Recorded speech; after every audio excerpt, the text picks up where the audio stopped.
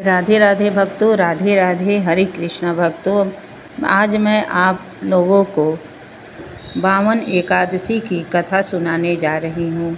इसे आप अंत तक अवश्य सुनिएगा। किस दिन व्रत रखनी है और किस दिन पारण करनी है और क्या चीज़ से पारण करनी है, मैं सब आप लोगों को बताऊंगी। एक बार बोलिए परिवर्तिनी एकादशी महात्म्य की जय। जय विष्णु भगवान की जय। जय माता लक्ष्मी की जय। जय राधे कृष्ण राधे कृष्ण राधे कृष्ण। प्रभु भाद्रपद मास के शुक्ल पक्ष की एकादशी को परिवर्तिनी एकादशी अथवा पदम एकादशी कहा जाता है।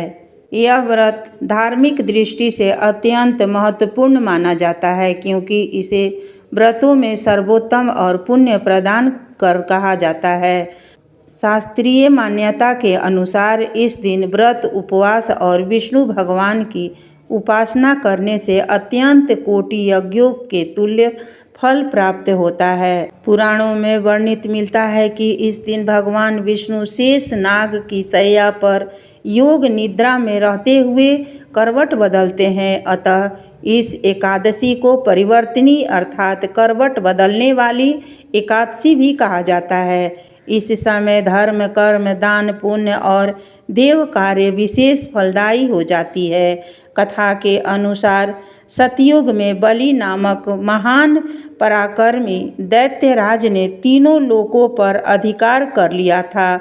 देवताओं ने भगवान विष्णु से प्रार्थना की, तब भगवान ने वामन अवतार धारण कर राजा बलि के दान में 3 पग भूमि मांगी। बलि ने वचन दिया। तब भगवान वामन ने विराट स्वरूप बनाकर 2 ही पगों में पृथ्वी और आकाश नाप लिया। तीसरे पग के लिए स्थान न होने पर बलि ने अपना सिर प्रस्तुत कर दिया, परंतु भगवान वामन ने प्रसन्न होकर उसे पाताल लोक का राजा बना दिया और प्रतिज्ञा की कि वे उनके द्वार पर सदा स्थित रहेंगे। यही कारण है कि इस दिन से भगवान विष्णु करवट बदलते हैं और 4 माह तक पाताल में बलि के समीप रहते हैं। इसी अवधि को चातुर्मास भी कहा जाता है।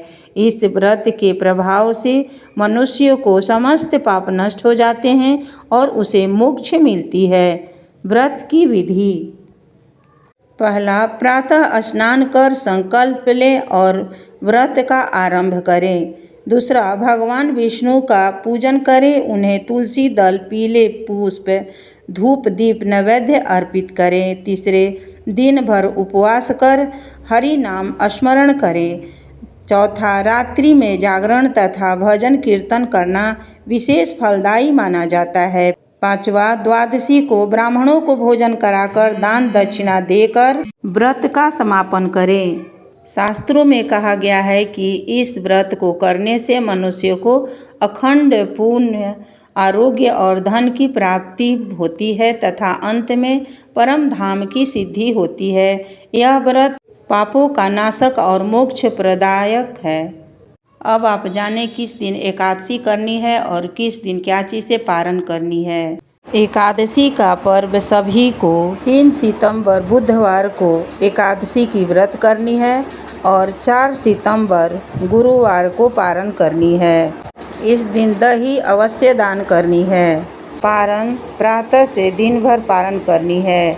आंवला से पारण करनी है। लाइक करें, शेयर करें तथा सब्सक्राइब करें। राधे राधे हरे कृष्णा। धन्यवाद।